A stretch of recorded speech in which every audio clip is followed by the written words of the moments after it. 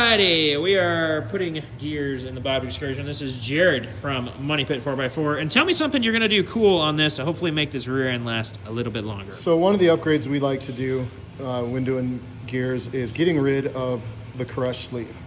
And what these are designed to do is they're designed to get proper pinion bearing preload, right? Rolling resistance on the bearings.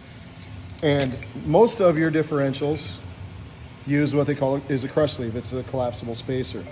You can see how they're built, thin wall with this little divot. This one's not crushed yet. This one is crushed. Crushed, yep. So you see what happens.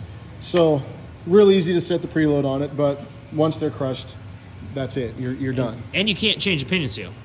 You can, but you have to be very careful. Okay. And that's where problems happen, because if you if you change your pinion seal out and then you over tighten your pinion nut, you add pinion preload, you add more bearing preload, your pinion bearings will fail. Okay. So the best way to get rid of that problem is just to replace it with a solid spacer.